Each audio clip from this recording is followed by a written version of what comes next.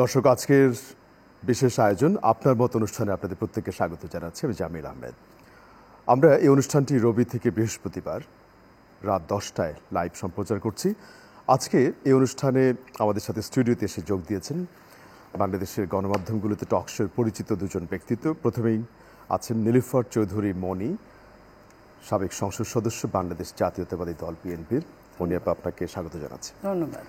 এবং একই সাথে আমাদের টেলিভিশন টকশো আরেকজন সুপরিচিত ব্যক্তিত্ব এবং সিনিয়র সাংবাদিক আশরাফ কায়সার আছেন আমাদের সাথে। আশরাফ ভাই, আপনাকে স্বাগত জানাচ্ছি। ধন্যবাদ। আমরা আজকে শিরোনামে আপনারা দেখেছেন, যেটা আমরা কিছুটা আগেই অ্যানাউন্স করেছি বিভিন্ন ডিজিটাল মাধ্যমে, যে রাজনীতিতে উত্তাপ, বাংলাদেশের যে চলমান কার্যক্রম সেগুলোতে রাজনৈতিক দলগুলোর মধ্যে কথোপকথন, ডায়ালগ যেমন হচ্ছে অন্তর্বর্তীকালীন সরকারের সাথে, প্লাস বিভিন্ন অ্যাক্টিভিটি নিয়েও আমরা গণমাধ্যমগুলোতে তথ্যপাত দেখছি। এক্ষেত্রে মনিয়াপা, আপনি যেহেতু আমাদের মধ্যে রাজনীতিবিদ, আপনাকে দিয়ে শুরু করি। বিশেষ করে আপনার তথ্যপাত থাকছি, তার পাশাপাশি খালেদা জিয়া প্রাক্তন প্রধানমন্ত্রী, বিএনপি চেয়ারপারসন, তার অরফানেজ ট্রাস্ট মামলার যে সাজা সেটি আজকে দেখলাম আমরা স্থগিত করা হয়েছে, প্লাস অন্য কোনো বিষয় থাকলে আপনি বলবেন। আপনি যদি শুরু করেন কথা। আপনাকে ধন্যবাদ। যারা শুনছেন আমার শুভেচ্ছা অভিনন্দন। আমার সহ আলোচককে ধন্যবাদ। দেখেন, অনেক অনেক ঝড়ঝাপটার ভেতর দিয়ে, অনেক রক্তের বদলে একটা দেশ স্বাধীন বলি দ্বিতীয়বার, তৃতীয়বার, বা আমরা আমাদের বিজয় বলি, যেটাই বলি না কেন, আমাদের অর্জিত হয়েছে 2-3 মাস আগে। আমরা কিন্তু ভীষণ আশাবাদী ছিলাম। আমরা এই আশাটা হঠাৎ করে এত তাড়াতাড়ি দুরাশায় পরিণত হবে, এটা আমরা আসলে ভাবিনি। এখনও হয়নি, কিন্তু ওই যে বলেন না, সকালে সূর্য দেখলে বোঝা যায় দিনটা কেমন যাবে। কিংবা যে বীজটা আপনি বপন করবেন, সে বীজটা যদি তেঁতুল হয়, আমি নিশ্চয়ই আপেল আশা করতে পারি না। তো আমি এত তেঁতুলের ছড়াছড়ির মধ্যে দেখছি এখন যে আমি আবারও সেই দিনগুলোর কথা মনে করতে চাই, যে আমরা কি আসলে এমনই জাতি হিসেবে কি এমনই চরিত্রের যে আমরা কখনো ভালো কিছুকে, অর্জনটাকে ধরে রাখতে পারি না। আজকে দেখেন 3 মাসের মধ্যে এটা কেন অনুভূতি কেন হলো? আমি বলছি, আপনি দেখেন, আমি যদি স্বৈরশাসকের সঙ্গে তুলনা করি, স্বৈরশাসক শেখ হাসিনা, উনি কিন্তু ক্ষমতায় এসে প্রথমেই ওনার সমস্ত মামলাগুলো, ওনার অর্থ আত্মসাৎ মামলা, ওনার বিভিন্ন দুর্নীতির মামলাগুলো উনি একদম প্যারোলে মুক্তি নিয়ে উনি প্রধানমন্ত্রীর শপথ নিয়েছিলেন। প্যারোল টেরোল কোনো কিছুই আর কোনো তোয়াক্কা করতে হয় নাই তার 4 বারের প্রধানমন্ত্রিত্ব টানা। উনি সব মামলা প্রথমেই সব খারিজ করে দিয়েছিলেন, সব ভ্যানিশ করে দিয়েছিলেন, অর্থ আত্মসাৎ সব কিছুই মাফ করে নিয়েছিলেন। এটা হয়ে গেছে। আজকে যখন আমি 2024, আমরা একমাত্র বাংলাদেশি একটা দেশ যে কিনা 5ই আগস্টকে 36শে জুলাই বলে, তাই না? যে এই যে যুদ্ধটা আমাদের হয়েছে, একদম যুদ্ধটা কিন্তু কম না। তো সেইখানে যখন আমরা দেখি, যিনি রাষ্ট্রের কর্ণধার এই মুহূর্তে অন্তর্বর্তীকালীন সরকার, উনিও আমরা দেখলাম ঠিক তাই করলেন। উনিও ওনার মামলাগুলো সব চলে গেল। অর্থের যেটা জায়গা, ধরেন উনি যদি ট্রাস্টিকে দিয়ে দেন, তো ট্রাস্টির টাকাটাও জনগণের টাকা, আর রাজস্ব টাকাটাও জনগণের টাকা। তো ট্রাস্টির টাকাটা গেলে কি এমন ক্ষতি হতো? জনগণেরই তো থাকতো। কিন্তু আমরা কিন্তু নতুন কিছু শিখলাম না। পক্ষান্তরে আপনি দেখেন, দেশনেত্রী বেগম খালেদা জিয়া ক্ষমতায় নাই, কতদিন যাবৎ কষ্ট করছে। অন্যায়মূলক মামলা, এগুলা রাজনৈতিক প্রতিহিংসার মূলক মামলা, এগুলা ক্ষোভের বহিঃপ্রকাশ, এগুলা নিজের খেয়ে বোনের মোষ তাড়ানোর মামলা। এই মামলাগুলো দেখেন, এত প্রায় 80 ঊর্ধ্ব একজন বয়স্ক রাজনীতিবিদ, তাকে এত হেনস্থা করার পরে, এত নোংরাভাবে জেল খাটানোর পরেও তার মামলা কিন্তু এখনো, তার মামলা স্থগিত হবে কেন? এই মামলাগুলো যে এটা একটা ভরঙের মামলা, এটা একটা আক্রোশের মামলা, এটা সবাই জানে। না, এটা তো হওয়ার কথা। যদি আপনার ওই তাদের যদি হয়ে থাকে, যদি বর্তমান উপদেষ্টার, চিফ উপদেষ্টা হয়ে থাকে, প্রধান উপদেষ্টার, তাহলে ওয়াই নট খালেদা জিয়ার? 3 বারের প্রধানমন্ত্রী, জনগণ যাকে ভালোবাসে, এখনো হৃদয়ের অন্তঃস্থল থেকে ভালোবাসে, সেই মানুষটাকে কেন এই স্থগিতর কথা বলতে হবে? যার এতগুলো বয়স, যে কিনা দেশকে এত কিছু দিয়েছে, যার কিনা কোনো সিরিয়াস কোনো মামলা নাই। বিষয়গুলো নিয়ে কথা বলবো আপা। জি, ধন্যবাদ। এটি একটা প্রসঙ্গ যেটা আপনি রেজ করেছেন। আশরাফ ভাই, আপনি সংবাদ মাধ্যমের মানুষ, গণমাধ্যম নিয়ে আপনার কাজ, আপনিও নিশ্চয়ই অবজার্ভ করেছেন যে অন্তর্বর্তীকালীন সরকার 90 ডেজ পার করেছে। এখন বেশ আলাপ আলোচনা, কথোপকথন মাঝখানে একটু কম ছিল, এখন খুব আলাপ আলোচনা হচ্ছে। আপনার কিছু অবজারভেশন যদি বলেন আমাদেরকে। দেখুন, সরকারের কাছে আমাদের প্রত্যাশা কিন্তু আকাশচুম্বী। কেননা আমরা এমন একটি ফ্যাসিজমের ভেতরে ছিলাম, আমরা কথা বলতে পারতাম না, লিখতে পারতাম না, রাজনীতি করতে পারতাম না, ভোট দিতে পারতাম না। খুব স্বাভাবিকভাবেই গণ অভ্যুত্থানের পটভূমিতে সরকারের কাছে আমাদের অনেক আশা, এবং প্রতিদিন আমরা সরকারকে বিচার করছি। এটি আমরা চাই বা না চাই, সরকারকে বুঝে নিতে হবে যে একটি নির্বাচিত রাজনৈতিক বা দলীয় সরকারের চেয়ে এই সরকারের প্রতি মানুষের আশা আকাঙ্ক্ষা কিন্তু অনেক। এখন সরকারটির পক্ষে হয়তো সব কিছু পূরণ করা সম্ভব হবে না। যেমন আপনি দেখছেন যে সংস্কার নিয়ে আমরা যখন কথা বলছি, সংস্কার তো একটি চলমান প্রক্রিয়া। আপনার কোনো কোনো সংস্কার আছে 5 বছর, 10 বছর, 15 বছরও লাগতে পারে। কিন্তু সরকারের যেটি করা দরকার ছিল সেটি হচ্ছে তার 10টি প্রায়োরিটি সেট করা উচিত ছিল, এবং ওই অনুযায়ী আমাদের প্রত্যাশাকে নিয়ন্ত্রিত রাখা উচিত ছিল। ওই অনুযায়ী সব স্টেক হোল্ডারদের সাথে যত দ্রুত সম্ভব বসা উচিত ছিল, বিশেষ করে রাজনৈতিক দলগুলোর সাথে ঘন যোগাযোগের ভিত্তিতে, এবং আপনার র্যাডিক্যাল বা ড্রাস্টিক সংস্কারের দিকে যাওয়া উচিত ছিল। যেটা আমরা বলছি যে প্রশাসন, পুলিশ, সেনাবাহিনী, নির্বাচন কমিশন, দুর্নীতি দমন কমিশন, আমরা কেমন যেন সরকারকে একটু পোশাকি সরকার দেখছি, শৌখিন সরকার, একটু নির্লিপ্ত সরকার, একটু আয়েসি সরকার। এটি গণ অভ্যুত্থানের চরিত্রের সাথে যাচ্ছে না। আমরা চেয়েছিলাম ক্ষিপ্রগতির সরকার, কঠিন বার্তার সরকার। আমরা চেয়েছিলাম যে সংস্কারকে জরুরি ভিত্তিতে মোকাবেলা করার সরকার।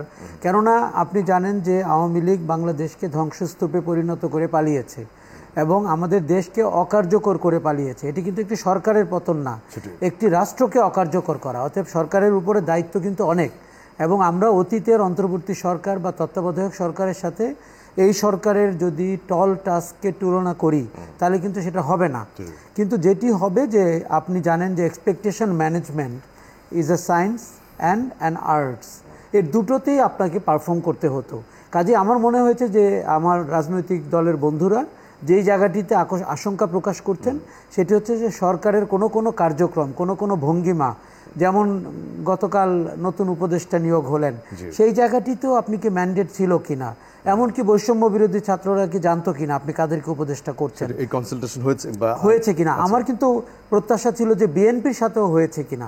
দেখুন, আপনি একটি মাঠ সাজাচ্ছেন যাদের জন্য, তাদের কাছে আপনার লুকোচুরির কোনো জায়গা নেই।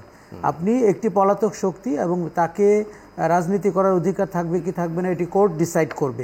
কাজে বাজারে যে রাজনৈতিক শক্তিগুলো আছে, আপনি তাদের যে প্রধানতম 3টি শক্তি বা 4টি শক্তি, তার সাথে কনসালটেশনে আপনার সমস্যা কোথায়, আপনাকে কেন রাজনৈতিক দলগুলো সন্দেহ করা শুরু করেছে সরকারকে। আপনি একটা তথ্য যোগ করি যে ওনারা সংলাপগুলোর সময় ইনক্লুডিং বিএনপি রাজনৈতিক দলগুলো পথনকশা বা রোড ম্যাপের কথা বলছে বারবারই ঘুরে ফিরে। এটি সম্পর্কে কোনো রেসপন্স কিন্তু আমরা অফিসিয়ালি দেখিনি। আমি যেটা অবাক হয়ে লক্ষ্য করলাম, বিএনপি যখনই তাগাদা দেয় তখনই একটি সংলাপের আয়োজন হয়। তার মানে সরকারের নিজস্ব সংলাপের পরিকল্পনা নাই, অথবা সেটি হলেও ঢিমে তালে করার পরিকল্পনা ছিল। আপনি ধরুন, আপনি চিফ অ্যাডভাইজার, আমি বিএনপি, আমার সাথে আপনার একান্তে বসতে সমস্যা কোথায়, সেটি কিন্তু এখনও ঘটেনি। এবং বিএনপি মহল থেকে আমি যতটুকু জানি এটি তাদের একটি হতাশার কারণ। দেখুন, কখনো কখনো তার উপদেষ্টা অথবা আপনার বৈষম্য বিরোধীর প্রতিনিধি অথবা কোনো একজন উপদেষ্টার উপস্থিতি না থাকলে বিএনপি আরও বেশি স্বস্তি বোধ করে, সেটি আপনি মেনে নেন। এটি তো দেখুন, একসময় আপনি জানতে পারবেন এই উপদেষ্টা পরিষদ কিভাবে গঠিত হয়েছিল। আমি 5ই আগস্ট পরে বের হবে। আমি 5ই আগস্ট থেকে যেটি যে সবচেয়ে বেশি মানে অনুসন্ধানী মন আমার, সেটি রয়েছে 72 ঘন্টার প্রতি। 5 থেকে 8ই আগস্ট বাংলাদেশে কি ঘটেছে, কে পরামর্শ দিয়েছিল এইভাবে শপথ নেওয়ার, কে পরামর্শ দিয়েছিল চুপ্পুকে রেখে দেওয়ার, কেন শপথটি বিপ্লবী সরকারের মতো হয়নি, কেন শহীদ মিনার পর্যন্ত সরকারটি গেল না, এই প্রশ্নের উত্তর যারা তখন দেবেন তারা নিশ্চয়ই সাফাই গাইবেন। কিন্তু আপনি জানেন কি না যে বিপ্লবের পরে আইন জানে অথবা আইন বিষয়ে বিশেষজ্ঞ এমন কারোর সাথে আপনার কোনো সংলাপ করার দরকার ছিল কিনা? বিপ্লবটি কি আপনি আইন মেনে করেছেন? সেই সময় কি কোনো আইনজীবী আপনি নিয়োগ করেছিলেন? তাহলে পরে কেন নিয়োগ করলেন? তাহলে আমার মনে হয় যে এই প্রশ্নগুলো আমরা এই জন্য করি যে আমরা সরকারের ভালো চাই। দেখুন, এই সরকারের সাথে আমাদের সম্পর্কটি হচ্ছে, সিনেমায় আপনি দেখেছেন না, জেল থেকে পালিয়েছে হাতকড়া পরা দুজন ব্যক্তি, তারা ব্রিজ থেকে লাফ দিলেও দুজন একসাথে লাফ দিতে হয়, মানে হাতকড়াটি ভাঙলেও একসাথে ভাঙতে হয়। সরকারের সাথে আমাদের সম্পর্ক তাই। এগুলো যখন বলি সেগুলো কনস্ট্রাকটিভ সমালোচনা এবং কষ্ট থেকে বলি। আসলে ধন্যবাদ, আরও কথা হবেই। মনিয়াপা, একটা জিনিস আপনারা দল থেকে হোক বা এই আলোচনায় স্টুডিওতে এসে অনেকেই বলেছে যে রিপিটেডলি পথ নকশার কথা বলা হচ্ছে, যে কবে নাগাদ সংস্কার কার্যক্রম বা টিমগুলো রিপোর্ট জমা দেবে, যেটিকে আপনার রোড ম্যাপ বলেছেন। এটি দিতে কি আপনি দেখছেন কোনো রিল্যাক্টেন্ট, মানে অথবা কোনো কারণে আপনারা পাচ্ছেন না রেসপন্স? কেন এই অবস্থা? কোনো কারণে অথবা কোনো প্রয়োজনই নাই, এটা সত্যি। এখানে কোনো আপনার যদি তবে এইসব নাই, ওনারা রেসপন্স করছেন না। আমরা বারবার প্রথম দিন থেকে আপনি যদি খেয়াল করেন, আমরা তাদেরকে স্বাগতম জানিয়েছি, কংগ্রেচুলেট করেছি, শুভেচ্ছা দিয়েছি। পাশাপাশি আমাদের নেতারা বলেছে আপনারা একটা যৌক্তিক সময় দিন, আমরা যৌক্তিক সময় দিব তাদের। তারা সেই দিনও যেমন রেসপন্স করে নাই। আপনার দল থেকে যৌক্তিক সময় দেওয়া হবে বলেছিল, কিন্তু এখন কিন্তু বলা হচ্ছে তাড়াতাড়ি নির্বাচন। শোনেন না, রোড ম্যাপ বলেছে যখন সভ্য ভাষা আপনার কানের মধ্যে মাথার মধ্যে না ঢুকবে, তখন কিন্তু আপনার সরাসরি ভাষাটাই প্রয়োগ করতে হয়। আমরা অনেক সভ্য ভাষা বলে দেখেছি, ওনারা না শোনার ভান করেছেন। এখন সরাসরি কথা বলছি, সরাসরি কথাটা যদি ওনারা না শুনেন, আমাদের নেতা জনাব তারেক রহমান বলেছেন যে আমরা আপনাদেরকে সহযোগিতা করতে চাই। কারণ আপনাদের যে কথাটা কায়সার ভাই বললেন যে একসাথে দুইজন আপনার আসামির একসাথে হাত করা পড়া, আমরা কিন্তু তাই মনে করি। কিন্তু ওনারা এখন ক্ষমতার ওই চেয়ারটায় বসার জন্য বসে ওনারা এটাকে অদৃশ্য দেখছেন, কিন্তু সত্যিকার অর্থে কিন্তু হাত করা পড়ানো হলেও আমার শক্তি কিন্তু ওনাদের থেকে অনেক বেশি। যে কথাই ওনারা বলুক না কেন, ওনাদের শক্তি আমাদের শক্তির কাছে কিছুই না, আমাদের শক্তির কাছে। সো এই জায়গাটা ওনারা যত সহজে বুঝবেন ওনাদের জন্য তত ভালো হবে। ওনারা সেটা বুঝতেছেন না।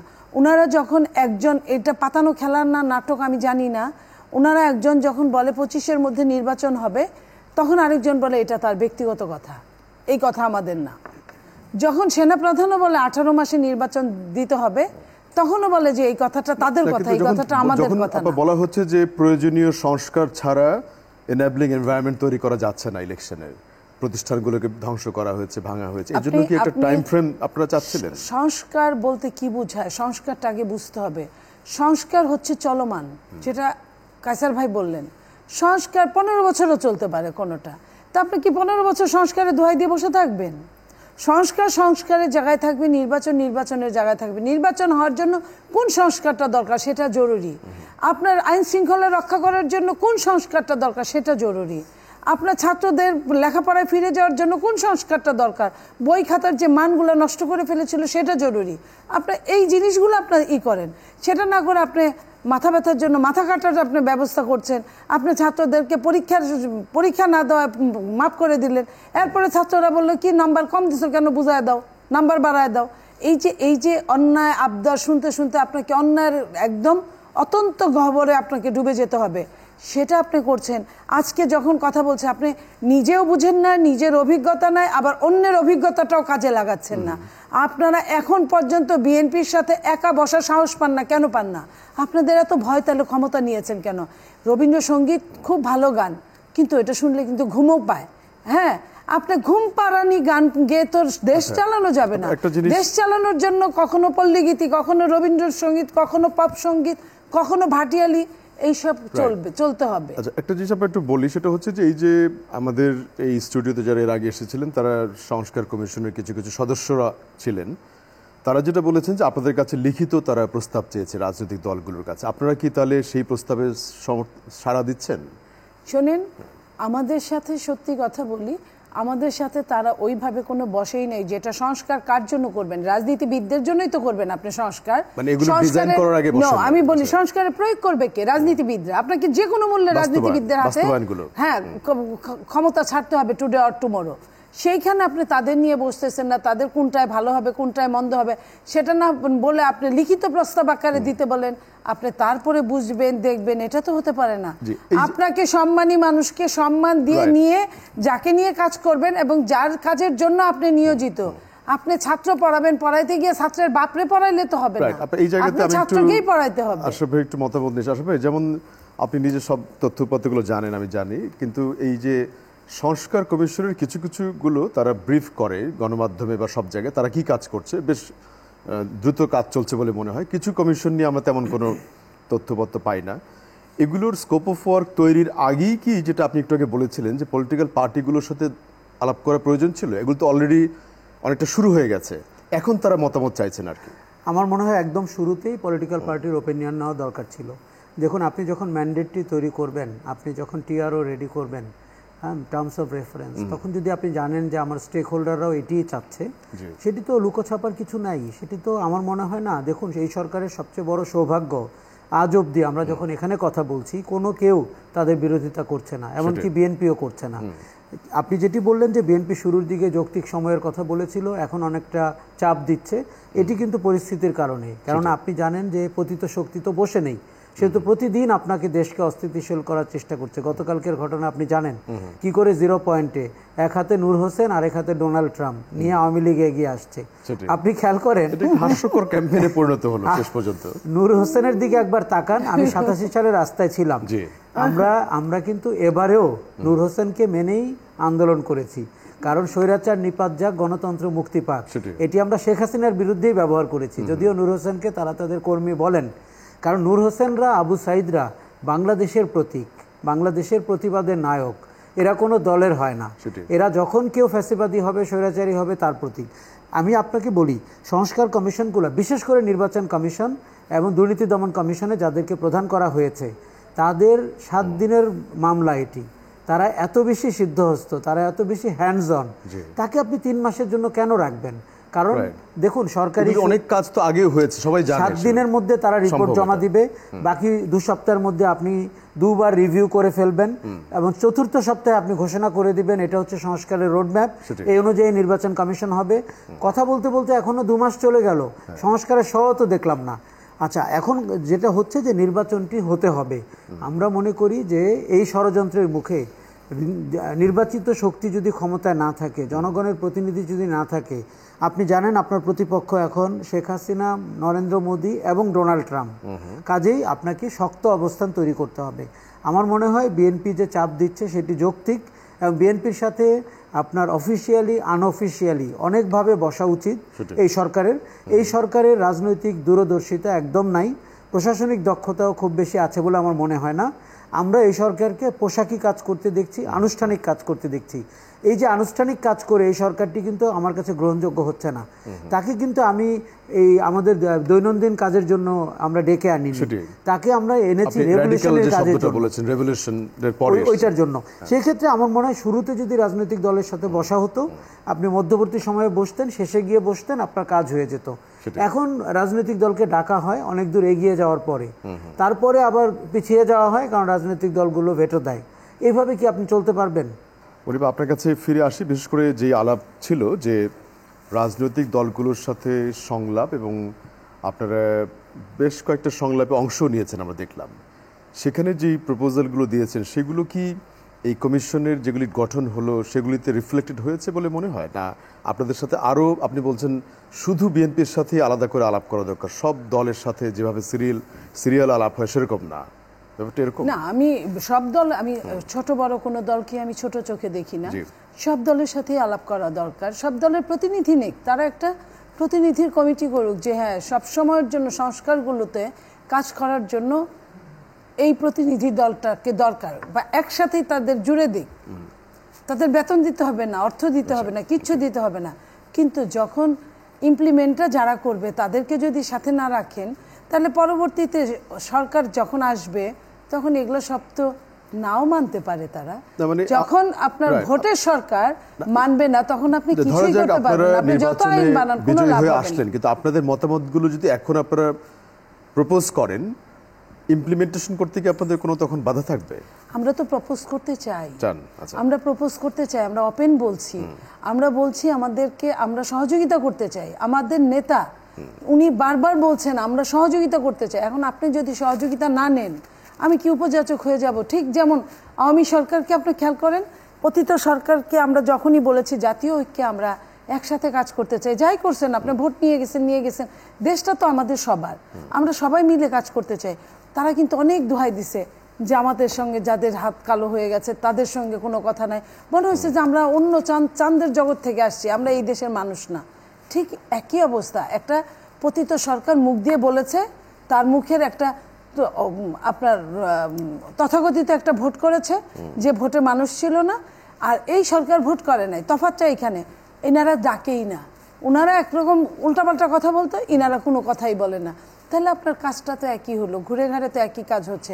এখন আপনি বলতে পারেন যে 3 মাস, এটা তো খুব বেশি সময় না, কিন্তু 3 মাসে কিন্তু রোপণের টাইমটা কিন্তু 3 মাস। বর্ষাকাল গেলে আপনি রোপণ করে কিন্তু আপনারা যে রাজনৈতিকভাবে বিভিন্ন ইউনিয়ন, জেলা, উপজেলায় সাংগঠনিক কর্মকাণ্ড বাড়িয়েছেন, এটি কি জনমত তৈরি করার জন্য মনে হচ্ছে? দেখেন, এটা তো আমরা সব সময় করি। আমরা স্বৈরশাসকের সময় করতে পারতাম না, আমাদের করতে দেওয়া হতো না। হ্যাঁ, তো তখন একটা দেওয়া না হওয়ার কারণেও কিন্তু এক ধরনের একটা রাজনীতি হয়ে যায়, মানুষের আফসোস থেকে, হাহাকার থেকেও হয়ে যায়। কিন্তু এখন যেহেতু আমরা ওই সুযোগটা আমরা আছি, হ্যাঁ, আমরা আমাদের রেসটা তো করতেই চাই, করতেই পারি। তো সেইখানে আমরা নির্বাচনমুখী একটা দল, নির্বাচন সামনে হবে, দিতেই হবে, টুডে অর টুমোরো। তা আপনি নির্বাচন দিলে আমরা যাতে নির্বাচনের কাজগুলো এগিয়ে রাখতে পারি, যেটাই বলি না কেন, নির্বাচন গণতন্ত্রের একটা গুরুত্বপূর্ণ ধাপ। সেই ধাপের জন্য কিন্তু আগে এবং পরে বেশ কিছু কাজ করতে হয়। সেই কাজগুলো করার জন্য এই বিভিন্ন কর্মী সভা থেকে শুরু করে বিভিন্ন জায়গায় কাজ করার বিকল্প কিছু হতে পারে না। নির্বাচনমুখী সংস্কার প্রয়োজন, সব সংস্কার না আসলে, যেটা বলছেন না, সংস্কারের মতো সব সংস্কারই প্রয়োজন, কিন্তু সেটা তো কাউকে উৎপাত করছে না, ডিস্টার্ব করছে না। আপনি আপনার মতো সংস্কার করেন না, আপনার না করছে কে, কিন্তু সংস্কারকে আপনার ফলপ্রসূ হিসেবে রূপান্তর করার জন্য তো আপনার রাজনৈতিক দল দরকার।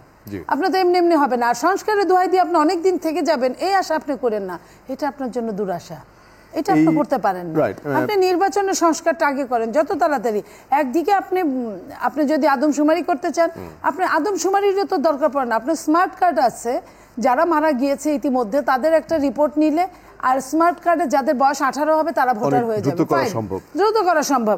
এটা একদিকে হবে। আপনার নির্বাচন কমিশন গঠন হবে, গঠনের আগে 5 দিন 10 দিন আপনি বসেন না সব দল নিয়ে, আপনি এবং বিশেষজ্ঞ নিয়ে বসে আপনি ওটার প্রাইমারি করে আপনি কাজ চালাতে থাকেন। আপনি নির্বাচন 5 মাসের দিন, 3 মাসের দিন, 4 মাসের দিন, আপনার সমস্যা তো না। একটু কথা একটু আশরাফ ভাইয়ের নেই, সেটা আশরাফ ভাই, এই যে আমাদের ইলেকশন রিলেটেড যারা কাজ করছেন তারা অনেক জায়গায় বলেছেন যে ইলেকশনের যে বিভিন্ন ধাপগুলো, তারা একই সাথে লোকাল গভর্নমেন্ট এবং এই সিটি গভর্নমেন্ট অ্যান্ড ন্যাশনাল, এগুলি নিয়ে তারা কাজ করছেন, বদিউল আলম মজুমদার সাহেব, অন্যরা। দ্বিতীয় হচ্ছে, তারা আরও বলেছে ব্রিফিংয়ে বা মিডিয়াতে যে টোটাল ইলেকশন সিস্টেমটাকে ভেঙে ফেলা হয়েছে, প্লাস ভুয়া ভোটার, তারপরে ভুয়া মুক্তিযোদ্ধা, অনেক কিছু সামনে। এগুলো কি মনে হয় যে এত দ্রুত সম্ভব? মানে জাস্ট আমি প্রশ্ন করছি, জানতে চাচ্ছি। দেখুন, এগুলা হয়তো সবগুলো কথাই খুব যৌক্তিক, কেননা আমি কিন্তু মানে সব ধরনের নতুন কথার পক্ষে। যে রাজনীতিবিদরা অনেক সময় দেখবেন আপনার পুরনো ধ্যান ধারণা নিয়ে থাকতে চায়, যেটাতে তারা কমফোর্টেবল সেটাকে বেছে নিতে চায়। যেমন আপনার মনে আছে কি না, 11 সময় না ভোটের প্রভিশন রাখা হলো, পরে নির্বাচিত সরকার কিন্তু সেটিকে বাদ দিয়ে দিল। বাংলাদেশের লোকের কাছ থেকে কি তারা অনুমতি নিয়েছিল না ভোটের বাদ দেওয়ার ব্যাপারে? নেয়নি। সেরকম করে এই সরকার অনেক কিছু করবে, সেটা হয়তো পরবর্তীতে সরকার, রাজনৈতিক সরকার বাদও দিয়ে দিতে পারে। এখন আপনি দেখেন, আপনার যদি তিতা কথা বলারও একটা জায়গা দরকার হয়, এখনই কিন্তু সেটার বেস্ট সময়। এখন আপনি রাজনৈতিক দলগুলোকে সবচেয়ে নরম জায়গায় পেয়েছেন, যেগুলো আমরা অনেকদিন ধরে বলে থাকি যে তারা বলার সুযোগ পাওয়া যায় না, তারা পরিবারতন্ত্রের বিরুদ্ধে কিছু বলতে পারেন না, তারা দলের ভেতরে গণতন্ত্র নাই। এই যে মানে আমাদের দলগুলো তো আপনার খুব গণতান্ত্রিকভাবে পরিচালিত হয় না। এখন কিন্তু আপনি সেই কথাগুলো বলতে পারেন যে আপনার ভোটার তালিকার কি হবে, আরপিওর কি হবে, এবং ধাপে ধাপে এই যে সিটি অথবা আপনার স্থানীয় সরকার হবেন কিনা, এই কথাগুলো রাজনৈতিক দলগুলোর আমি আপনাকে হলফ করে বলতে পারি কর্মীরা কিন্তু খুশিই হয়, কারণ তারা দলের ভিতরে এই পরিবেশ নাই এই কথা বলার যে তার সুপ্রিম লিডার 2বারের বেশি প্রধানমন্ত্রী হতে পারবে না। কাজেই এই কথাগুলো আপনি শুরুতে বলে ফেলেন। আমরা দেখেন, আমরা কিন্তু একটা হেলদি ডিবেট চাই। আমরা চাই এই সব বিষয়ে বিএনপির বক্তব্য কি, আমরা চাই এই সব বিষয়ে জামাতের বক্তব্য কি, আপনার বাম দলগুলোর বক্তব্য কি, তাহলে কিন্তু আমরা রাজনীতিও চিনতে পারবো যে এই দলগুলো কি রাজনীতি অফার করছে। দেখুন, এখন পর্যন্ত বল কিন্তু পুরোটাই অন্তর্বর্তী সরকারের কোর্টে, এবং রাজনৈতিক দলগুলো সাংঘাতিকভাবে তাদেরকে দোষারোপ করতে পারছে। আপনি বল ছেড়ে দেন, বল রাজনৈতিক দলের কোর্টে ছেড়ে দেন, যে আপনি এই বিষয়ে আপনার মন্তব্য নিয়ে আসুন। আপনার দলের মধ্যে ইনার ডেমোক্রেসি নেই। আমি একটা প্রশ্ন বলি আপনাকে, আপনি কিভাবে প্রার্থী নির্বাচিত করবেন? যখন নির্বাচন হবে তৃণমূলের সম্মতি নিয়ে করবেন নাকি উপর থেকে চাপিয়ে দেওয়া করবেন? এই প্রশ্নেই তো রাজনৈতিক দলগুলো বেকায়দায় পড়ে যাবে।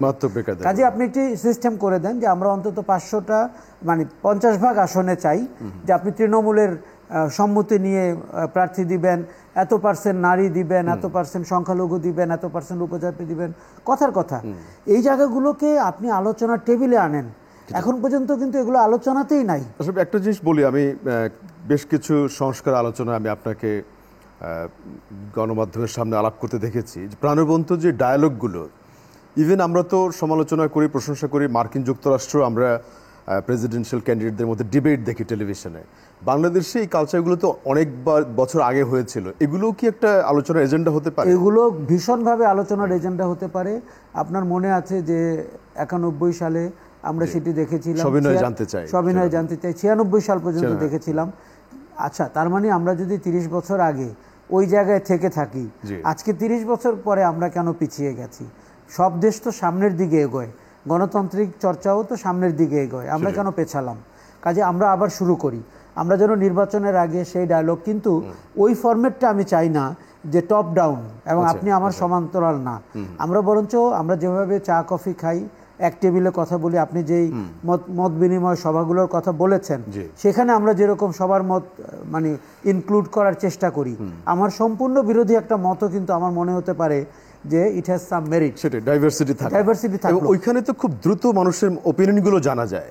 এটি দেখুন, এই কিন্তু সংস্কার কমিশনগুলো যে পদ্ধতি নিয়েছে যে লিখিত দেবে, তারা কম্পাইল করবে, এর চেয়েও তো দ্রুততর হচ্ছে পাবলিক ডায়ালগ। সংস্কার কমিশনের পদ্ধতিগুলোকে আমার পুরনো ধাঁচের মনে হচ্ছে, গত জেনারেশনের মনে হচ্ছে, যারা অভ্যুত্থান করেছে তাদের মতো মনে হচ্ছে না, অভ্যুত্থানের সময় কর্মসূচিগুলোর যে নামকরণ করা হয়েছিল সেরকম মনে হচ্ছে না। দেখুন, আমার একটা বড় হতাশা হচ্ছে, আমরা খুঁজে খুঁজে অবসরপ্রাপ্ত এবং বয়স্ক মানুষদেরকে বিভিন্ন জায়গায় নিয়ে এসেছি, আপনি মাঝারি পর্যায়ে নামুন, যদি তরুণদের দিকে নাও নামেন, কিন্তু এইভাবে একটা দেশ অনেক 30 বছর আগে কেউ সরকারি চাকরিতে ছিল, তাকে আপনি বেছে আনছেন, কমিশনের প্রধান করেছেন, আপনি সে নতুন চিন্তা কি করে দিবে? সে তো ওই প্রোডাক্ট, ওই সিস্টেমেরই প্রোডাক্ট, এতদিন সে যেটা প্র্যাকটিস করেছে, এটা তার 43 বছরের কর্মজীবনের জায়গা। আপনি এমন কাউকে আনুন যে র্যাডিক্যাল চিন্তা করতে পারে, যে কমপ্লিটলি ভিন্ন পার্সপেক্টিভে দেখতে পারে। দেখুন, আমরা একসময় বলে থাকি যে আপনি যখন ব্র্যান্ড তৈরি করেন, ম্যানুফ্যাকচারারের ভয়েসকে না নিয়ে অডিয়েন্সের ভয়েসকে ধারণ করেন, কারণ ব্র্যান্ড তো ফাইনালি তার অন্তরে অথবা মনে স্থান নিতে হবে। সরকারের কনসেপ্টটাও তাই, শাসনতন্ত্রের কনসেপ্টটাও তাই, রাজনীতিও তাই। যদি এই রাজনীতি তার কর্মী বা তার মানে ভক্তদের দ্বারা আদৃত না হয়, এই রাজনীতি তো মরে যাবে। শেখ হাসিনা যেভাবে আওয়ামী লীগকে কবরস্থানে পাঠালেন এবং আওয়ামী রাজনীতিকে ধ্বংসস্তূপে নিয়ে গেলেন, এটি কিন্তু আমাদের কয়েকশো বছরের গবেষণার বিষয় হতে পারে। উনি কিভাবে একটি ঐতিহ্যবাহী দলকে এরকম জায়গায় নিতে পারলেন। আপনার দেখেন শেষের দিকে লাইন আপটিকে আপনার কোনোভাবে আওয়ামী লীগ মনে হয়েছে? আমার 15 বছরের শাসনকেই মাফিয়া লীগ মনে হয়েছে। এদের চেহারাগুলো চিকচিক করছিল, চোখগুলো লোভাতুর, এবং তারা চেষ্টা করছিলেন টাকা পাচার করতে। এটিকে আওয়ামী লীগের সাথে যায়? আসলে আমি আরেকটা তথ্য একটু যোগ করি, যেমন ধরেন আপনি নিজে যেমন বিজ্ঞাপন শিল্পের সাথে জড়িত এবং অনেক প্রোগ্রামও ডিজাইন করেছেন, বাইরের দেশে দেখা যায় যে এই ইলেকশন ক্যাম্পেইনগুলো যেভাবে তারা ডিজাইন করে, ইভেন এই ডেমোক্র্যাটরা এবং তারা কিন্তু গণমাধ্যম ব্যক্তিত্বদের হেল্প নেয়, ক্যাম্পেইন ডিরেক্টর, কমিউনিকেশন। বাংলাদেশে তো পলিটিক্যাল পার্টিগুলো এরকম হেল্প নিয়েছে বলে দেখা যায় না, একদমই দেখা যায় না। কারণ এখানে সব পলিটিক্যাল পার্টির যারা নেতা আছেন, বিশেষ করে মূল নেতৃত্ব, তারা মনে করেন তারা সব জানতা, তারা সব বিষয়ে জ্ঞানী। কখন তারা টের পান? যখন তারা ধরা পড়েন, যখন তাদেরকে পালিয়ে যেতে হয়, তখন আবার তারা বলেন এটি ষড়যন্ত্র হয়েছিল। এই যে মার্কিন প্রেসিডেন্টের ছবি নিয়ে একটা ক্যাম্পেইন করার কতটা শ্যালো আইডিয়া, এটা ভীষণ শ্যালো আইডিয়া। দেখুন, আমি হোয়াইট হাউসের পাশে দেখেছি ডোনাল্ড ট্রাম্পের সবচেয়ে কদর্যময় কার্টুন নিয়ে লোক বসে আছে, সেটি তো তারা অভ্যস্ত, তাদের গণতন্ত্রে তো এটি অভ্যস্ত। কাজে বাংলাদেশের পল্টনে বা 0 পয়েন্টে এরকম হয়েছে শোনার পরে ডোনাল্ড ট্রাম্প হার্ট অ্যাটাক করবেন, ব্যাপারটি কিন্তু এরকম না। এটি যারা ভাবছেন, দেখুন, আপনি আপনার অর্গানিক প্রোডাক্ট নূর হোসেনকে সম্মান করেননি, নূর হোসেনের কবরের উপর দিয়ে, লাশের উপর দিয়ে আপনি জেনারেল এরশাদের সাথে সখ্যতা করেছেন, ওই দলটিকে নিয়ে 3টি ভুয়া নির্বাচন করেছেন, এখন আবার বিপদে পড়ে নূর হোসেনকে খোঁজ করেছেন। এই সময় কি নূর হোসেন সাড়া দিতে পারবে? সেটি এই জায়গাতে একটু ফিরে আসি আপা, যেমন আমরা আশরাফ ভাই বলেছেন, আমরাও সেটি ফেস করেছি, গণমাধ্যম স্বাধীনভাবে কথা বলছে এবং রাজনৈতিক দলগুলোকে যে আমরা জিজ্ঞেস করি প্রায়, আপনার দলের ভিতরের অভ্যন্তরীণ ডেমোক্রেসি, যে আপনারা কথা বলতে পারেন কিনা, এইগুলো নিয়ে কি দলের মধ্যে, আপনি তো একজন প্রাক্তন সংসদ সদস্য হিসেবে কথা বলার সুযোগ পান, এখন কি চেঞ্জ হচ্ছে নাকি? দেখেন, আমি সত্য কথা সবসময় বলি, এতে আমার যাই হোক হোক, আমি কথা বলতে পারি। বিএনপি এমন একটা দল, এখানে চাইলে আপনি অনেক কিছু বলতে পারেন, কিন্তু বড় দলগুলোতে যা হয়, যা হওয়ার মনে মনে যেটা স্থির করা থাকে সেটাই হয়। আচ্ছা, আলোচনাটা এক ধরনের অর্নামেন্টাল থাকে, যা হওয়ার তাই হবে। অর্নামেন্টাল আসলে এটা পরিত্যক্ত সরকার যে অবস্থায় আমাদের ফেলেছিল, অনেকদিন আমরা আসলে এই ধরনের কথাগুলো বলার সেই সুযোগ পাইনি, কারণ আমাদের তো তখন জীবন বাঁচাতেই আমাদের মানে খুব সময় চলে গেছে এবং দৌড়ের উপর থাকতে হয়েছে। এক জেলার নেতার আরেক জেলায় থেকেছে, যে কারণে ওইভাবে ওইটা অনেক বছর ওই চর্চাটা হয় নাই, নাম্বার ওয়ান। নাম্বার টু, যেটুকু হয়েছে এই বৈশ্বিক পৃথিবীটা এখন সব দলগুলোতেই, আপনার বামেও যদি তাকান দেখবেন বাম দলগুলো আগের মতো আর নাই, বরং মৌলবাদ রাজনীতিটা বোধহয় আমার মনে হয় তাদের মধ্যেও স্বৈরাচারিতা আছে, কিন্তু তাদের মধ্যে ওই জায়গাটা ফাইল ওয়ার্কটা আছে। বাট আমাদের যদি ফাইল ওয়ার্কটা ভালোভাবে হতো, এটা আমাদের জন্য আরো ভালো হতো সামনের দিনে, এটুকু বলতে চাই। তবে চেঞ্জ তো অনেক কিছু হচ্ছে, এটা অস্বীকার করার না। এই আপনার 24 কিন্তু অনেকের চোখ খুলে দিয়েছে। আপনি দেখেন বিএনপি যেভাবে কথা বলছে, বিএনপির চরম শত্রু এবং ওনাদের মতো অনেক সাংবাদিকরা, সমালোচকরা, তারাও কিন্তু বিএনপিকে নিয়ে সমালোচনা করতে একটুখানি হিসাব করে করতে হচ্ছে। কারণ দেখেন বাংলাদেশে অনেকেই অনেক কিছু করছে, আপনার অনেক দল আছে বড় বড় অনেক কিছু দখল করে ফেলেছে। আমি সরি টু সে, লাইনটা শেষ করি।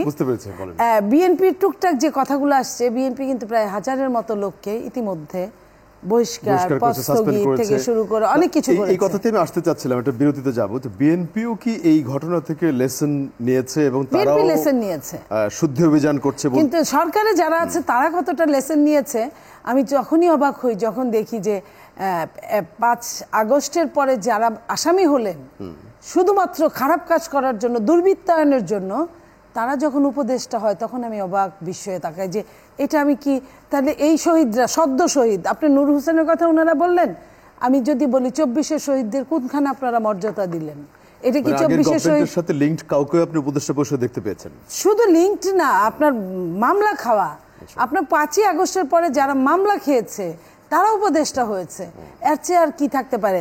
5ই আগস্টের আগে যারা সরকারের সাথে লিয়াজো করেছে, সরকারের নামে, মুজিবের নামে যারা সিনেমা করেছে, তারা উপদেষ্টা হয়েছে। তাহলে এইখানে আপনার কি হলো?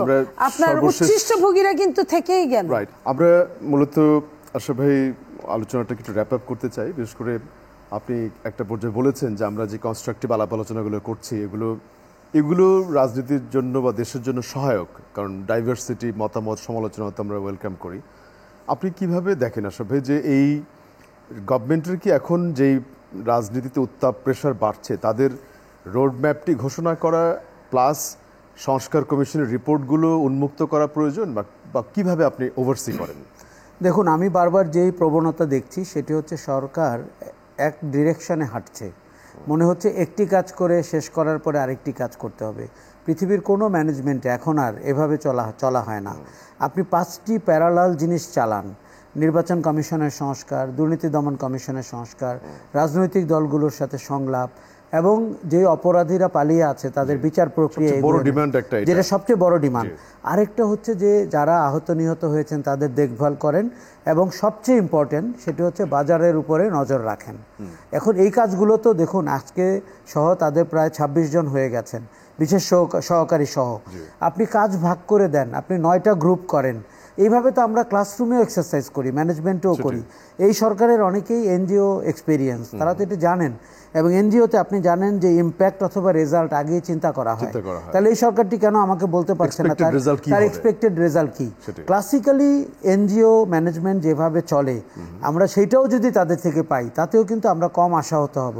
কিন্তু আমি যদি দেখি তারা নেভিগেশনলেস, তারা প্রতিদিনের অ্যাডহক ব্রেকিং নিউজের অংশ হতে চাচ্ছে, অ্যান্ড প্রতিদিন তারা আপনার অ্যাপ্রিসিয়েটেড হতে চাচ্ছে, কিন্তু দূরবর্তী যে গন্তব্য সেটিকে আপনার ধারণ করছে না, তখন কিন্তু আমরা আশাহত হচ্ছি, এবং এখন তাই হচ্ছি না। কিন্তু এক্ষেত্রে যদি এই রাজনৈতিক দলগুলোর আমরা যেটা দেখছি, তারা বারবার আপনি একটা পর্যায়ে বলেছিলেন যখনই তারা কিছু ভোকাল হয় গণমাধ্যমে, পরে কিছুদিন পরে আবার তাদের সাথে সংলাপ হয়। তো এই সংলাপগুলো কি আসলে এফেক্টিভ হচ্ছে, না জাস্ট এক ধরনের চেক বক্স ফিল আপের মতো? কিন্তু আমি একটা জিনিস বুঝি না, যে রাজনৈতিক দলের চাপে আপনি কেন সংলাপ করবেন? আপনি ক্ষমতা নিয়েছেন, আপনি অন্তর্বর্তী সরকার, আপনার বড় জোর 2 বছর মেয়াদ অথবা 3 বছর, এরকমই তো। আপনি নিজের থেকে বলবেন যে ভাই আপনাদের জন্য আমরা এসেছি, এই পটভূমিতে এসেছি, নির্বাচন করতে চাই, দেশ সুন্দর করতে চাই, রাষ্ট্র সংস্কার করতে চাই, কারো কোনো বিরোধ আছে কিনা। আপনি জানেন রাজনৈতিক দলগুলোর এই মুহূর্তে সেই সাহসও নাই হাত তুলে বলার যে জায়গায় আমার বিরোধ রয়েছে, কেননা তারা সবাই 5ই আগস্ট থেকে শিখেছে। এক অংশ পালিয়ে গেছে, আরেক অংশ বাজারে রয়েছে, তাদের রাজনীতিও কিন্তু ধিকৃত, তাদের শাসনামূলক কিন্তু প্রশ্নবোধক, তাদের উদ্দেশ্যও কিন্তু মতলব বলে আমাদের কাছে মনে হয়। এই জায়গাটিতে আপনি বারবার যেটি জানতে চাচ্ছেন, রাজনৈতিক দলকে আমরা বিশ্বাস করছি কিনা, করছি না, তাদেরকে প্রমাণ করতে হবে যে তারা বিশ্বাসযোগ্য, এবং নির্বাচনের পরে তাদের চেহারা যে কেমনভাবে চেঞ্জ হয় এটি তো আমরা দেখলাম। আমরা সব সরকারকে দেখেছি, শুধু হাসিনা সরকার না, এরশাদ, সামরিক সরকার, বিএনপির সরকার, হাসিনার সরকার। দেখুন বাংলাদেশের মানুষ কেন রাজনৈতিক দলের ডাকে গত 15 বছর রাস্তায় নামেনি, কেন বাচ্চা ছেলেদের ডাকে রাস্তায় নেমেছে, এই কথার উত্তর রাজনীতিবিদরা পাননি? অবশ্যই পাওয়া উচিত। রাজনৈতিক দলের ব্যানার হলে গণ অভ্যুত্থান হতো না, এবং কি ছাত্রদের ব্যানার হলেও, কোনো সংগঠনের ব্যানার যার লেজুর ভিত্তির অভিযোগ, দীর্ঘসূত্রিতা রয়েছে বা অতীত রয়েছে, তাতেও গণ অভ্যুত্থান হতো না। গণ অভ্যুত্থান একটা ম্যাজিক্যাল ঘটনা ঘটেছে, এবং এই জাদুর স্পর্শে বাংলাদেশ আজকে একটা সুযোগ পেয়েছে। এখানে আমার একটা অভ্যাসে আসতে হবে, আমি কি পেলাম, এর বাইরে গিয়ে দেশ কি পেল, সমাজ কি পেল, রাজনীতি কি পেল, রাষ্ট্র কি পেল, এই জায়গাটি চিন্তা করতে হবে। যেই রাজনীতি এটি চিন্তা করবে না, সেই রাজনীতি কিন্তু আবার ছিটকে পড়বে। সেই ক্ষেত্রে কি রাজনৈতিক দলগুলোর এই যে জুলাই আগস্টের আন্দোলনের যে ন্যারেটিভ, বা এই যে ইয়াংরা যেই এত কিছু করলো, তারা কিন্তু দেখা যাচ্ছে যে 18 থেকে 30 বছর বয়সী ভোটার অনেক, 30-35%। সেই জিনিসও কি পার্টিগুলো চিন্তা করা দরকার, যে এরা কি চিন্তা করছে? ধরুন এই ছিল না, ধরেন এই গণ অভ্যুত্থান যদি নাও হতো, বৈষম্য বিরোধী ছাত্র আন্দোলন যদি না থাকতো, নাগরিক কমিটি যদি না হতো, তাহলেও তো বিএনপিকে ভাবতে হতো যে এই যে 35 বছর বয়সী ভোটার, যারা বাংলাদেশের ডেমোগ্রাফিতে সবচেয়ে প্রভাবশালী, যাদের কথায় দেশ আগামীতে চলবে, তাদেরকে আপনি কি করে মন জয় করবেন? আমি কিন্তু আপনাকে সত্যি কথা বলি, আমি কোনো দলের মধ্যে তার কোনো ছোঁয়াও দেখছি না, ছিটে ফোটাও দেখছি না। সরকারের যে ট্র্যাডিশন দেখছি, বয়স্ক ভিত্তিক প্রবণতা, বিএনপির ভেতরে আমরা বয়স্ক ভিত্তিক প্রবণতা দেখছি, সিনিয়র লিডাররা যা বলছেন তাই। দেখুন রাজনীতির মতো একটি পরিবর্তনশীল, গতিশীল আপনার সাবজেক্ট, সেটি আপনি প্রতিদিন মানুষের মন জয় করার বিষয় রয়েছে। মানুষের মনে নতুন চিন্তা হয় এবং তার মধ্যে নতুন সংখ্যাও হয়, তিনি নতুনভাবে আশাবাদী হন। ধরেন বিএনপি বাংলাদেশের তরুণদেরকে কর্মসংস্থান কি করে দিবে, বিএনপির কোনো আপনি প্রকল্প বা প্রস্তাবনা শুনেছেন? আমি শুনিনি। তাদেরকে আপনি কি করে স্বপ্ন দেখাবেন বিশ্ব জয় করার, আমি এখনো শুনিনি। কাজে এই জায়গাগুলোতে রাজনীতিবিদরা সরকারের উপরে চাপ দেওয়ার পাশাপাশি নিজেদের উপরে চাপ দিতে হবে। এই ক্ষেত্রে একটু আসি, বিশেষ করে এই যে আপনার ইলেকশনের আগে ম্যানিফেস্টো হয়তো হবে, কিন্তু এখন যে চেঞ্জটা জুলাই আগস্টের পরে, এগুলো নিয়ে কি আপনারা পার্টিতে কথা বলছেন বা বলেন যে কি কি পরিবর্তন ইয়াংদের জন্য অ্যাট্রাক্ট করার জন্য করা দরকার? দেখেন আমাদের কিন্তু কয়েক বছর পরিশ্রম করে আমাদের একটা রেইনবো নেশন করেছে, আপনার যেটা 31 দফা, এটা গত বছর জুন জুলাই বিপ্লবের আগে এটা প্রকাশ করেছে, সবার হাতে হাতে সাংবাদিক সম্মেলন করে দিয়েছে। সেইখানে কিন্তু আপনার একজন 2-2বার প্রধানমন্ত্রী হতে পারবে না, আইনের অনুশাসনটা কেমন হবে, উচ্চকক্ষ নিম্নকক্ষ থাকবে কিনা, এবং আপনার আইন শৃঙ্খলা কিভাবে তার করবে, এখানে কিন্তু 31টা দফার মধ্যে প্রায় অনেক কিছুই আছে। আমি বলি স্পিরিটটা, যে কথাটা কায়সার ভাই বলল, আমি তার সাথে মিলে বলতে চাই, গণ অভ্যুত্থান কিন্তু আসলে বাংলাদেশটা অনেকটা জিও পলিটিক্সের উপরও ডিপেন্ড করে, এটা উনি স্বীকার করুক বা না করুক মনে মনে মানবে। তো এইখানে বিএনপি যেভাবে আন্দোলন করেছে, বিএনপির হাত দিয়ে এই আন্দোলনটা সাকসেস হয়তো করতেও চায় না কেউ কেউ। সেইখানে আপনার কোটা নিয়ে যারা আসলো, কোটা নিয়ে যখন আসলো, কোটায় সেই কোটা আন্দোলন কিন্তু পরে 1 দফার দাবিতে চলে গেল। বিএনপির আপনি দেখেন, বিএনপি যে আন্দোলনগুলো করেছে 28 অক্টোবরেও যদি আমরা ধরি, 28 অক্টোবরে যে মানুষগুলো হয়েছিল, একটা ঢাকা শহর কিন্তু কলাপস করার জন্য যথেষ্ট ছিল। তো সেইখানে বিএনপিকে যেভাবে চারপাশ দিয়ে আওয়ামী লীগ যেভাবে ধরেছিল পুলিশ দ্বারা বা আইন শৃঙ্খলা রক্ষাকারী বাহিনী বা অন্য আরো যারা আছে বিজেপি বেশি মেরেছে, যেভাবে ব্রুটালি মেরেছে, এইভাবে তো বিএনপির সাথে করেনি। সেইটা আপনার ছাত্রদের একটাই কথা, আমি এইখানে তাদের প্রতি আমি কৃতজ্ঞ যে তারা পুলিশ যখন বলেছে যে একটা মারি একটাই মরে, বাকিগুলো তো যায় না, সাহস। তো এই যে সাহসটা, ওদের বয়সটাই কিন্তু সাহসের বয়স।